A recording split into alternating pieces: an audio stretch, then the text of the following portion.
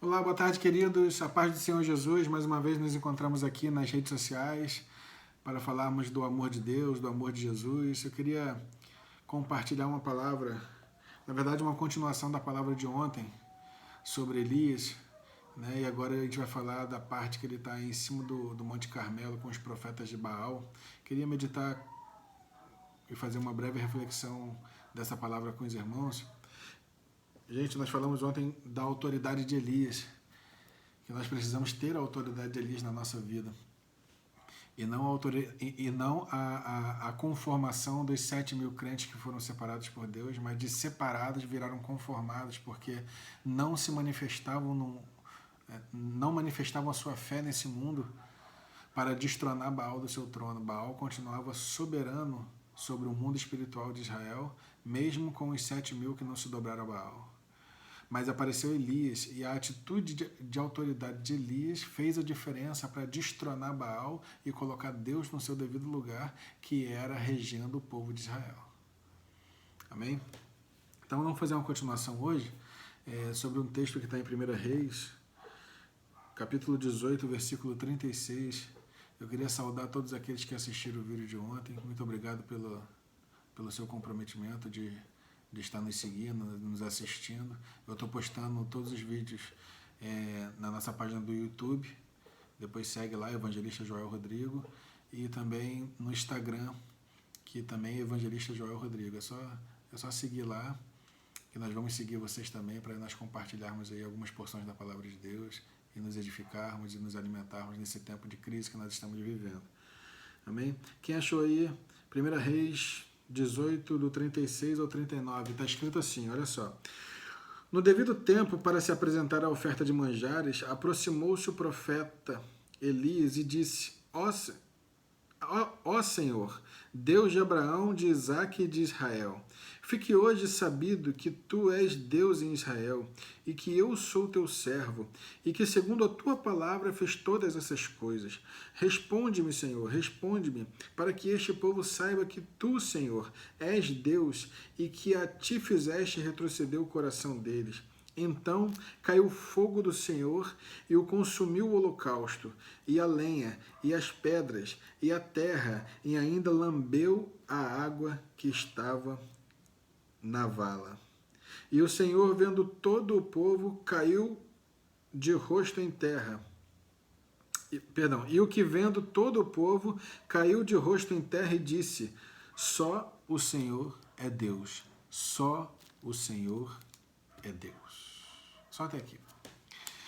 Essa palavra me toca muito, irmãos. Por quê? Porque eu consigo enxergar um Elias que, mesmo sozinho, ele tinha a autoridade de quem tinha muitos ao seu lado. É que, na verdade, quando nós temos Deus ao nosso lado, a gente tem a maioria. Apesar da Bíblia dizer que ali estavam 450 profetas de Baal e mais 450 profetas de Azerá, ou seja, 850 profetas contra Elias sozinho. Por quê? Porque os 7.000 estavam lá assistindo o duelo. Porém, os 7.000 eram como se fosse 7.000 zero à esquerda.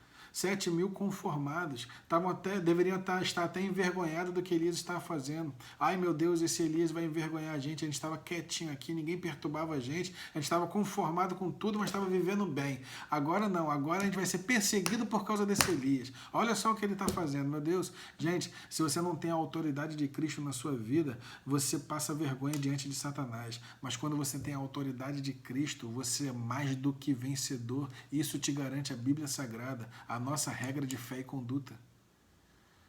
Não seja conformado com esse mundo. Tenha a autoridade de Elias na sua vida, que você vai ser respondido com o fogo do Espírito na sua vida e Deus vai fazer a diferença naquilo que você fizer. Presta atenção, Elias está no cume do Carmelo e ele faz um duelo. O altar de Baal e o altar de Deus. Tinha os dois altares lá. O de Deus não era frequentado há muito tempo, porque há muito tempo os fiéis não sacrificavam a Deus porque estavam regidos pelo poder autoritário de Baal naquele lugar. A autoridade espiritual daquele lugar pertencia a Baal há anos. E o povo de Deus estava dobrado a Baal, menos os 7.000, mas não estavam dobrados, mas também não faziam diferença. Não se levantavam e não tentavam destronar Baal. Se conformaram com o poder de Baal naquele lugar. Então não sacrificavam a Deus para não serem perturbados pelos profetas de Baal. Mas o altar de Baal deveria estar todo limpo, todo bonito, todo adornado. Por quê? Porque se sacrificava sempre. Porque Baal regia aquela nação. Então sacrifícios eram feitos periodicamente a Baal. Então, Elias convoca um duelo e leva todo mundo para cima do Carmelo, para cima do monte. E lá os dois altares, o altar de Deus deveria estar quebrado, sujo, empoeirado. Muito tempo não era sacrificado, então Elias precisa restaurar o altar. Mas antes disso, Elias manda os profetas de Baal começarem a sua adoração. E fala assim, ó, o Deus que responder por fogo, esse será Deus em Israel. O Deus que responder por fogo.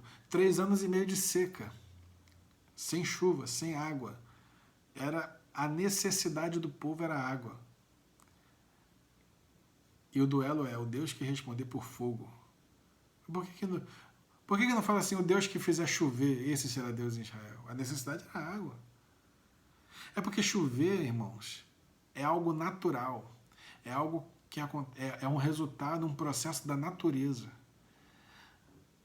Se Deus responde com chuva, muita gente não ia atribuir a Deus um milagre.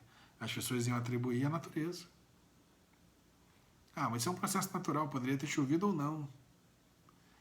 Mas você conhece alguém que responde por fogo? Nem a natureza, nem outros deuses, nada responde por fogo.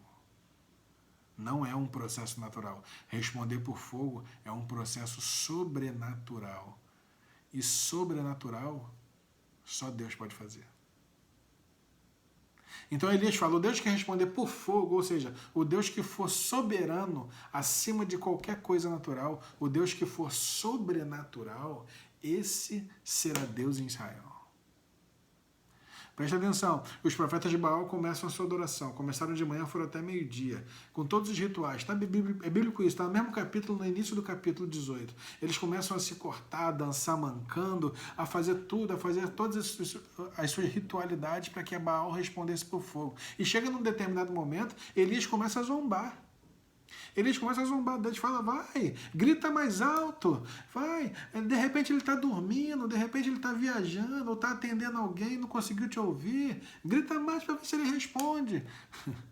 Imagina a cena, Elias zombando deles, e 850 profetas dançando e se cortando e fazendo ritual. É como se fosse a dança da chuva, né? Aquela que a gente ouve nos desenhos animados. Muito bem. Nada de resposta. Meio-dia. Elias falou, agora é minha vez. Vocês já tiveram a vez de vocês. Agora é a minha vez. Preste atenção aqui. Quando Elias começa a restaurar o altar de Deus, porque estava todo destruído, ele começa a fazer o que não existia no altar de Baal. E é aí que eu quero chegar. Por quê? Porque a gente percebe que hoje o altar de Deus, que deveria ser único, que deveria ser bem diferente do altar de Baal, nos dias de hoje está muito parecido com o altar de Baal. Elias deveria ter olhado assim, ó, e falado, peraí, o altar de Deus está quebrado e tal, mas o formato dele está muito parecido com o formato do altar de Baal. Esse altar está muito igual ao de Baal. Se Deus não respondeu no de Baal, não vai responder nesse aqui também. Por quê? Porque o nosso altar não pode estar parecido com o altar de Baal. Quanto mais parecido o nosso altar for com o de Baal, menos chance de Deus responder com fogo do Espírito. Quanto mais diferente o nosso altar for com o altar de Baal, mais chance de Deus responder com fogo. Se o seu altar for parecido com o altar de Baal, se prepara. Deus não vai responder com fogo. Mas se for diferente, ele responde. Porque o nosso altar parecer com o de Baal hoje é natural. A gente olha as pessoas falando que hoje tudo pode, hoje não tem nada a ver, o que era pecado ontem, hoje não é mais. Hoje é normal. A frase que Satanás mais gosta, irmãos, é não tem nada a ver. É a frase que ele mais gosta. E eu vou lhe dizer, tem tudo a ver. Deus é o mesmo ontem, hoje e será eternamente. Então, o que era pecado para Deus ontem é pecado hoje também e será pecado eternamente. Não entra nessa conversa de Baal, nessa conversa do diabo, que tudo pode, que não tem nada a ver, que hoje mudou, hoje é diferente. Vocês são muito careta. Não entra nessa conversa, não. Deus vai cobrar. Não vos enganeis. Tudo que o homem semear, isso ele também colherá. O seu altar precisa ser diferente do de Baal. Quanto mais próximo do mundo, quanto mais igual ao mundo você ficar, menos chance de Deus te responder. Quanto mais diferente do mundo, quanto mais longe do mundo você ficar, mais chance de Deus te responder. Tá entendendo? Tá pegando aí? Para com essa conversa que hoje não tem nada a ver. Tem a ver sim. Para com essa conversa que hoje as coisas são diferentes, que hoje está tudo modernizado, que a sociedade mudou. A sociedade mudou, mas Deus não. Deus é imutável. Presta atenção nessa palavra. Não deixe o seu altar parecer com o de Baal. O seu altar precisa ser parecido, único, exclusivo com o de Deus. Elias percebeu isso e começou a preparar o altar de Deus. Colocou a lenha, colocou as 12 pedras, 12 seixos, que simbolizavam as 12 tribos de Israel, fez uma vala em volta do altar. Por que vala? Porque o altar é de sacrifício. E para Deus responder, precisa do sacrifício do povo. O que era mais difícil de encontrar naqueles dias, com 3 anos e meio de seca? Água. Simples.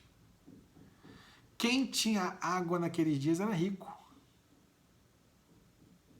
Tinha a maior riqueza daqueles dias. Quem tinha água. Ninguém tinha água. 3 anos e meio sem chover, irmão. Ninguém tinha água. Se a pessoa ficar 3 anos e meio sem chover aqui, água vai ser algo mais caro do que ouro. Se você pedisse para o povo ouro, pedra preciosa, diamante, era mais fácil do que água. Porque muita gente daquele povo era rico financeiramente e tinham pedras preciosas. Mas água não tinha, 3 anos e meio sem chuva. Quem tinha, estava escondido a 7 chaves dentro do armário, embaixo da cama, os odrezinhos de água amarrados lá, para sustentar a família. Porque você consegue ficar muito tempo sem comer, mas você não consegue ficar 3, 4 dias sem beber água. Água é uma substância primordial para a vida humana. O seu corpo, 60% é água. Sem água você não vive. Então Elias prepara todo o altar, cava a vala e fala assim para o povo: preciso de alguém que me traga água. Ô, irmão, tem que ter muita fé. Mas diga comigo aí onde você está. Graças a Deus. Responde aí, graças a Deus. Fala assim, graças a Deus existia alguém que acreditava na palavra do profeta. E levantou a mão lá no meio e disse, eu tenho. O profeta falou, tem? Então vai buscar. Aí o homem desceu a montanha correndo, atravessou o deserto, pegou o odre de água escondido dentro do armário, embaixo da cama. Só eram 4. Cada um tinha que trazer 4 odres de água. Aí trouxe os 4 odres de água que ele tinha guardado, chegou lá em cima da montanha para o profeta e falou, aqui estão os meus odres de água. É tudo que eu tenho. O profeta falou, tudo bem. Tem fé? Tenho. Joga em cima do altar. O homem jogou os 4 odres de água em cima do altar. O que acontece quando você joga água numa terra seca? Ó. A água chupou, a terra chupou a água e a água sumiu. E o homem deve ter olhado, minha água, 3 anos e meio guardando, era tudo que eu tinha. E o povo olhando, e falou, esse Elias vai fazer, os 7 mil era a esquerda, os 7 mil, esse Elias vai fazer a gente passar vergonha, meu Deus, vão linchar a gente aqui, ele está jogando tudo fora, tudo que o pessoal juntou durante 3 anos e meio. Meu Deus, sabe por quê, irmão? Quem não é de Deus,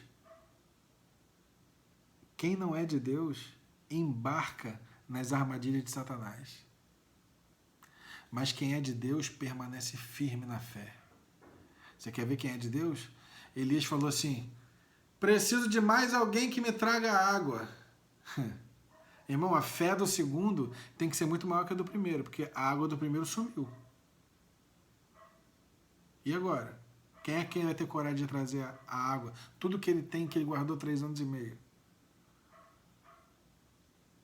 Mas quem é de Deus permanece até o fim. E aquele que permanecer até o fim, esse verá um milagre de Deus na sua vida. Mas quem não é de Deus, quem só diz que é de Deus, os 7 mil, começam a murmurar. São murmuradores e árvores infrutíferas. Então começam a falar que vai passar vergonha, que vai escandalizar, que é isso, que é aquilo. Ei, deixa o profeta fazer a obra de Deus. Para de murmurar. Quem murmura muito é bode. Bode é que murmura quando vai morrer. Já viu o bode quando vai morrer? Você pega o bode e tá levando ele pro matadouro, ele percebe que ele vai morrer, então ele começa a morder, ele dá chifrada, ele levanta poeira, ele quer correr, ele grita. Bode é assim. Bode aqui, ó. Fala muito, grita muito. Ovelha não. Ovelha, quando vai para o matadouro, ela é muda. E se ela faz alguma coisa, a única coisa que ela faz é chorar. Ovelha não machuca ninguém, não morde ninguém, não dá chifrada em ninguém. Ovelha só chora. É por isso que Jesus foi levado como ovelha muda ao matadouro. E não falou nada. Tá entendendo? Quem não é de Deus, fala muito. Mas quem é de Deus, ó, só traz o sacrifício e deixa o profeta agir em prol da sua vida. Presta atenção. Preciso de mais alguém que me traga água. O segundo falou lá no meio, eu tenho, com a fé dobrada, tá? Porque a fé dele tinha que ser maior que a do primeiro. Eu tenho, vai buscar. Desceu a montanha correndo, pegou os 4 odres de água, trouxe e falou, aqui estão tudo que eu tenho, profeta. E o profeta falou, tem fé? Tenho. Joga no altar. Jogou toda a água no altar. Como aquela localidade do altar já tinha sido abastada pelos primeiros 4 odres de água, a terra não chupou tudo. Agora já começou a formar uma laminha, uma lama no fundo da vala. No fundo da vala. Já começou a aparecer um pouquinho do milagre. Já começou a aparecer um pouquinho que o altar estava pronto para receber o milagre de Deus. É porque milagre, irmãos, o nosso altar ele precisa estar preparado para receber milagre. Deus não vai fazer milagre na sua vida com o altar de qualquer jeito. Deus não responde quem está despreparado. Deus só responde milagre se o seu altar estiver preparado para receber o milagre. Tem muita gente que fala... Eu vou falar de algo chulo, de algo perecível, de algo que não tem muita importância. Eu vou falar assim, tem muita gente que fala assim, Deus, eu preciso de um carro. Eu quero um carro. Todo mundo tem carro, não tem um carro. E Deus olha para dentro do seu altar e percebe que se Ele te der um carro, o seu altar vai te moronar. Você vai desviar no dia seguinte. Você vai fazer besteira.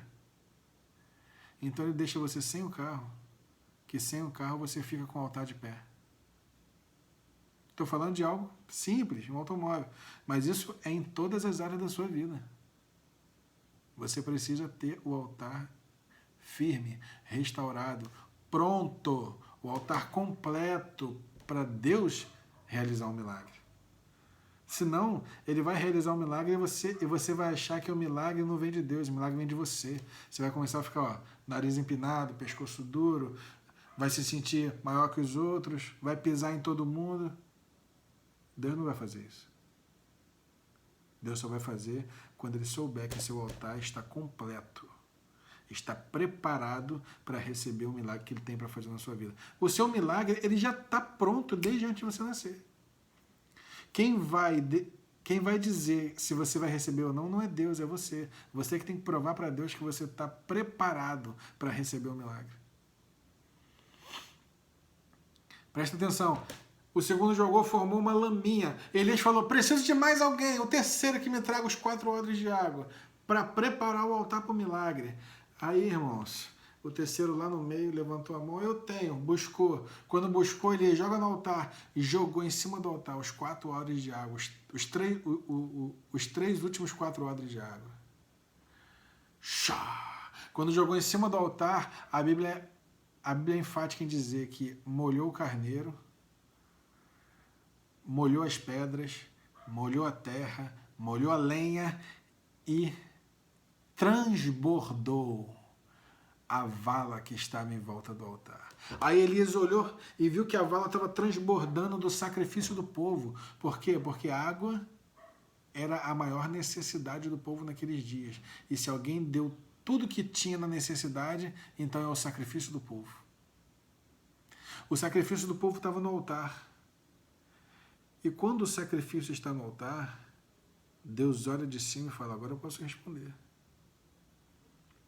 Agora sim eu posso responder, porque o sacrifício está no altar.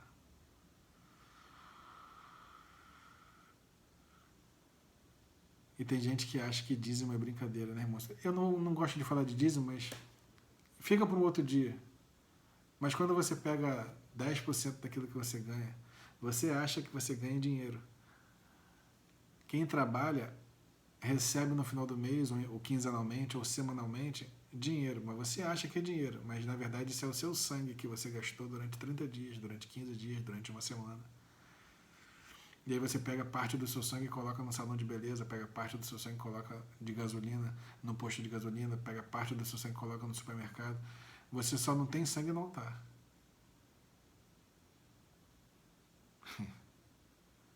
Quando você pegar parte do seu sangue e colocar no altar, Deus não está pedindo muito não, Deus está pedindo só 10%. Você vai ver que Deus vai olhar para o altar e vai falar, agora eu posso responder. Isso não quer dizer que Deus não responda a sua oração de outras formas, mas essa é uma forma que Deus garante que responde a sua oração. Quando Elias viu que o sacrifício do povo estava no altar, ele falou, agora eu posso orar. Porque Elias não ia gastar cartucho com Deus sem o altar estar pronto. Ele sabe que Deus não ia responder. Mas agora, ele falou, agora eu posso orar. Então ele começa a orar, Deus de Abraão, Deus de Isaac, Deus de Jacó, mostra para esse povo que só o Senhor é Deus. Quando ele termina de orar, irmãos, o céu rasga e a labareda explode em cima do altar, a língua de fogo. A Bíblia é enfática em dizer que a língua de fogo torrou o carneiro, deixou as pedras afogueadas, queimou a lenha e lambeu a água que estava na vala do altar.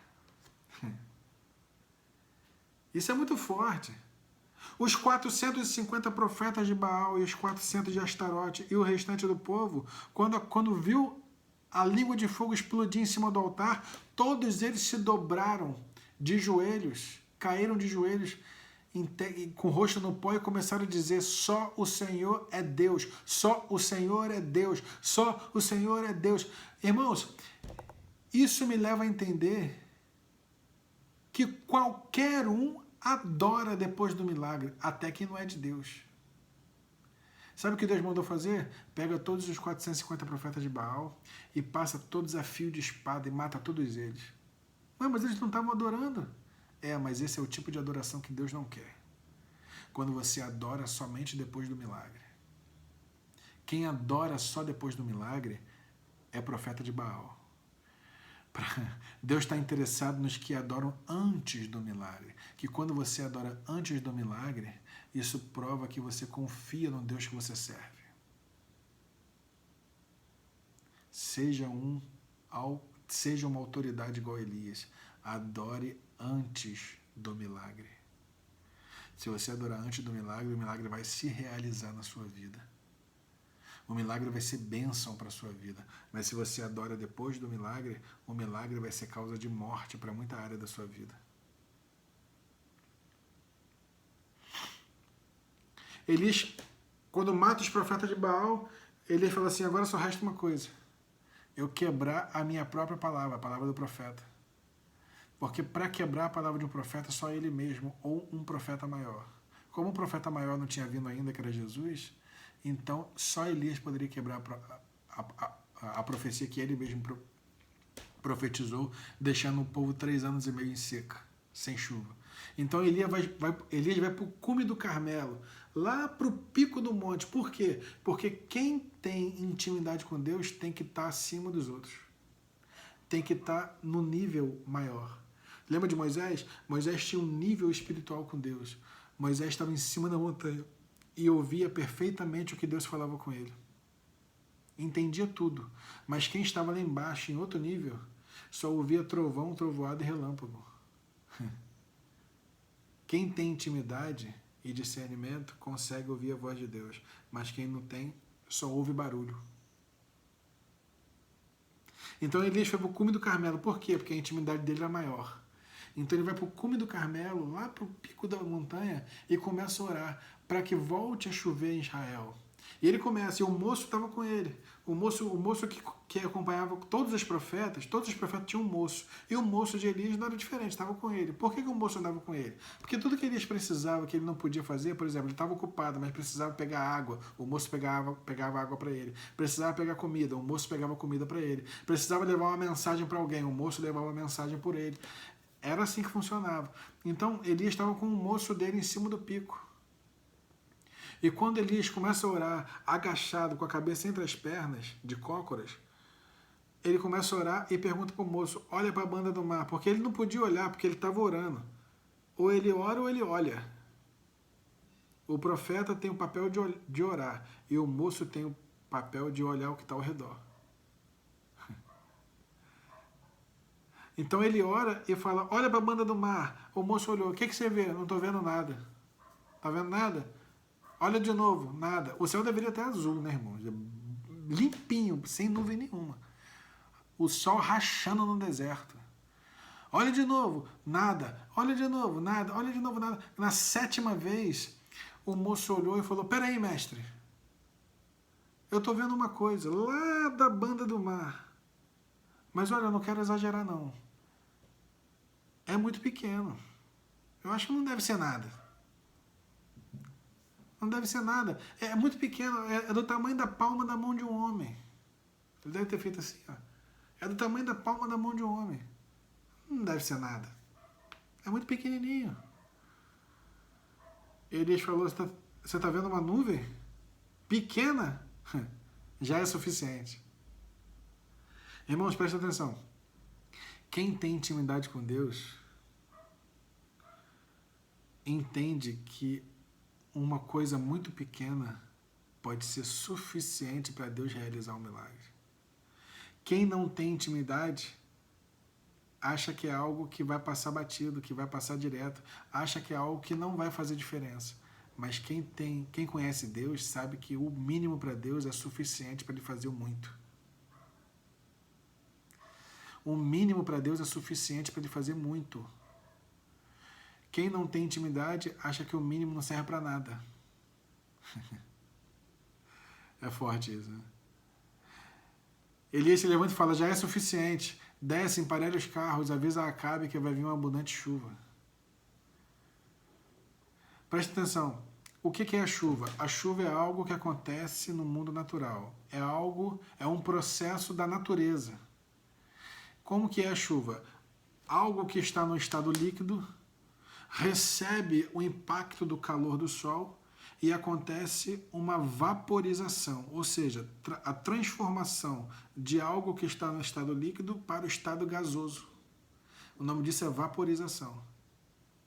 Tem evaporação, que é outro processo, mas nesse processo aqui, como recebe um calor máximo, um calor forte, um calor muito grande, é vaporização. É transformar o estado líquido em estado gasoso em pequeno tempo. Vaporização. A evaporação é algo que evapora sem o processo do calor, sem o calor bater em cima. É algo que evapora naturalmente. Se deixar a garrafa de álcool aberta, por exemplo, ela vai evaporar, mas sem o processo do calor. Mas a vaporização é quando o calor bate em cima e, por causa do calor, aquele líquido evapora. E aí ele evapora e forma, né, em cima as nuvens. Quando o impacto da nuvem em cima do ar quente com ar frio, ele novamente sofre uma nova transformação. O impacto de cima agora vai transformar o que está gasoso em líquido. Isso se chama liquefação. É algo que está no estado gasoso e se transforma em estado líquido novamente e aí chove. Conseguiu entender? Isso é um processo natural. Vamos voltar lá no altar? Quando a língua de fogo bate no altar e lambe a água que está na vala, essa água da vala, com o impacto da língua de fogo, ela evapora. Ela vaporiza. Ela vaporiza e, por ser pequena quantidade de água, ela só tem força para se transformar numa pequena nuvem. Parece uma heresia, né, irmão? Isso é forte demais. A água do sacrifício era pouca e foi suficiente para transformar somente para formar somente uma pequena nuvem. Mas quando Elias descobre que o moço do profeta viu uma pequena nuvem, ele já deduziu, é a água do sacrifício. Então ele já fala, é suficiente para Deus fazer uma abundante chuva. E aquela pouquinha água do sacrifício se transformou numa abundante chuva sobre a terra e o povo de Israel. Presta atenção, meu irmão. Aquilo que você acha que é pouco na sua vida, para Deus pode ser muito. Aquilo que você acha que é pouco, que não vai fazer diferença, presta atenção. Para Deus é muito. Deus pode pegar o pouco que está na sua mão e transformar numa abundante chuva de bênção sobre a sua vida e a sua família. Pega essa palavra, meu irmão. Não pense que aquilo que está na sua mão é pouco. Às vezes você está num emprego que você acha que é pouco, que não é importante. Às vezes você acha que está num cargo que você não é importante. Às vezes você acha que o que você tem na mão não é importante. Às vezes você acha que o seu relacionamento está caído, que não está tendo mais a importância que teve. Preste atenção, coloque esse pouco na mão de Deus, que Ele vai fazer uma abundante chuva de bênção sobre a sua vida, com esse pouco que você acha que não tem importância. Às vezes você está num cargo no seu trabalho que você fala, pô, esse cargo aqui é o pior cargo do meu trabalho. Mas Deus te colocou lá. Se foi Deus que te colocou, preste atenção. Com aquilo que você acha que é pouco, Ele vai fazer uma abundante chuva naquele lugar e você vai fazer a diferença. Pega essa palavra, coloca ela no fundo do seu coração. De repente você acha que aquilo que você precisa fazer dentro da sua casa, você não está fazendo, que você está fazendo muito pouco, mas o muito pouco que você faz já pode ser suficiente para Deus fazer uma transformação dentro do seu lar. Coloca essa palavra no seu coração, faz dela uma prática do seu dia a dia. Atribua sempre aquilo que você tem na mão, mesmo sendo pouco, atribua a Deus. Coloca no altar, coloca na presença de Deus que Ele vai fazer um milagre na sua vida. Ele vai responder com fogo do Espírito Santo e aquilo vai se transformar numa abundante chuva de bênção sobre a sua vida. Seja na sua vida espiritual, na sua vida financeira, na sua vida conjugal, na sua vida intelectual. Presta atenção, meu irmão, qualquer área da sua vida pode se transformar em algo grande, você colocando pouco na mão de Deus. Deus não devolve nada para ninguém. Deus não deve nada para ninguém. Não devolve nada na mesma instância. Ele devolve supervalorizado. Lembra de Ana? Ana precisava de um filho. E Deus precisava de um profeta. Ana precisava de um filho. E Deus precisava de um sacerdote. Ana precisava de um filho. E Deus precisava de um juiz. Ana falou, quando nascer, vou devolver, quando desmamar, vou devolver para o teu altar. Ana devolveu para Deus 1, e Deus devolveu para Ana 3, juiz, profeta e sacerdote. Tudo que você colocar no altar, Deus devolve supervalorizado para você. Pega essa palavra, faz dela uma prática na sua vida nos dias de hoje. Elias era alguém levantado por Deus com a atitude de autoridade para mudar o estado daquela nação e para destronar Baal e colocar o reinado de Deus naquela nação. Preste atenção nos dias de hoje. Faça dessa palavra uma prática na sua vida. Eu agradeço por você estar assistindo esse vídeo. Segue a gente no Instagram, ativa lá o sininho no YouTube do nosso canal. Todas as mensagens estou postando lá para nós podermos compartilhar aí uma palavra de bênção de Deus para as nossas vidas. Amém? Muito obrigado. Fica na paz. Que Deus abençoe a todos.